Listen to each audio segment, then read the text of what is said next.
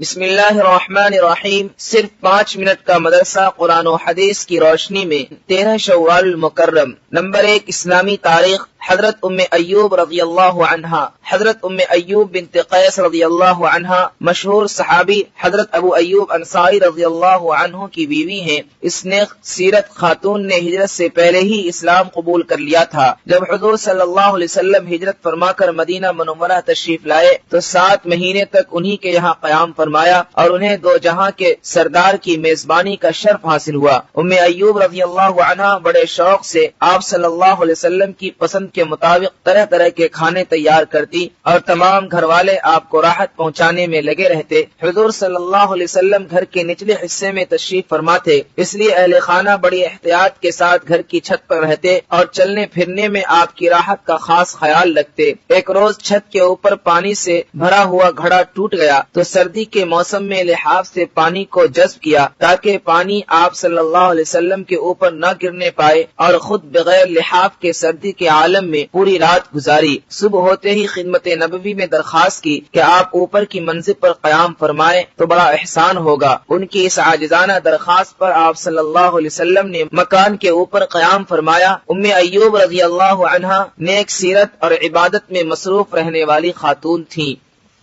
Number 2، اللہ تعالیٰ کی قدرت، بچوں کی پیدائش اور ان کی محبت۔ انسان کو اللہ تعالیٰ نے تمام مخلوقات پر شرافت بخشی۔ انسان اپنے دل میں عزت کا جذبہ رکھتا ہے، لیکن ذرا غور کرے کہ عزت والے انسان کو اللہ نے کیسی بے حیثیت چیز سے پیدا کیا۔ اگر وہ کسی کے کپڑے میں لگ جائے تو تھوڑی دیر بھی اس کو برداشت نہ کرے بلکہ فوراً دھو ڈالے، وہی اللہ اس گندے قطرے کو اپنی قدرت سے تبدیل کر کے ایک بھولا بھالا بچہ بنا دیتا ہے، جس سے ماں باپ ہی نہیں بلکہ سبھی رشتہ دار محبت کرتے ہیں۔ جس گندے قطرے سے نفرت تھی، اس سے بچہ بننے پر دلوں میں محبت کون پیدا کرتا ہے؟ یقیناً وہ اللہ ہے جو اپنی قدرت سے نفرت کو محبت سے بدل دیتا ہے۔ نمبر 3، ایک فرض کے بارے میں، والدین کے ساتھ اچھا سلوک کرنا۔ قرآن میں اللہ تعالیٰ فرماتا ہے، ہم نے انسانوں کو اپنے والدین کے ساتھ حسن سلوک کرنے کا حکم دیا ہے۔ فائدہ، وضع حمل سے لے کر پیدائش تک کتنی پریشانی اٹھانی پڑتی ہے، پھر پیدائش کے بعد پرورش اور تعلیم و تربیت کی ذمہ داری نبھانا پڑتا ہے، اس لیے والدین کی فرما برداری کرنا فرض ہے۔ نمبر 4، ایک سنت کے بارے میں، سجدہ میں انگلیوں کو رکھنے کا طریقہ۔ رسول اللہ صلی اللہ علیہ وسلم جب رکوع فرماتے تو ہاتھوں کی انگلیوں کو کھلی رکھتے اور جب سجدہ فرماتے تو انگلیاں ملا لیتے۔ نمبر 5، ایک اہم عمل کی فضیلت، سب سے افضل صدقہ۔ رسول اللہ صلی اللہ علیہ وسلم نے فرمایا، سب سے افضل صدقہ یہ ہے کہ ایک مسلمان علم سیکھ کر دوسرے مسلمان بھائی کو سکھائے۔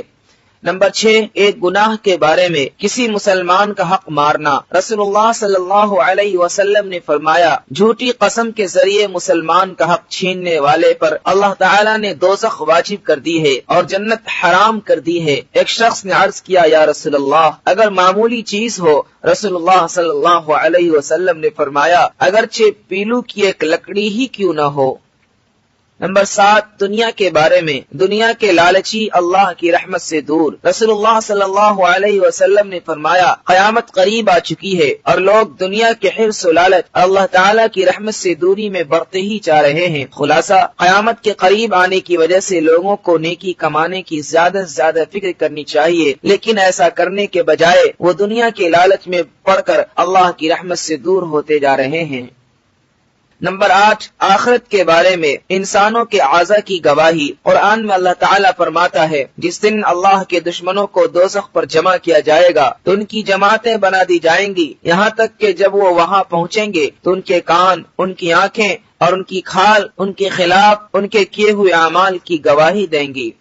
نمبر 9، قرآن سے علاج، سورہ فاتحہ سے علاج۔ رسول اللہ صلی اللہ علیہ وسلم نے فرمایا، سورہ فاتحہ ہر مرض کی دوا ہے۔ فائدہ، علامہ ابن قیم رحمۃ اللہ علیہ فرماتے ہیں، اگر جسم میں کہیں درد ہو تو درد کی جگہ ہاتھ رکھ کر 7 مرتبہ سورہ فاتحہ پڑھے تو انشاءاللہ آرام ملے گا۔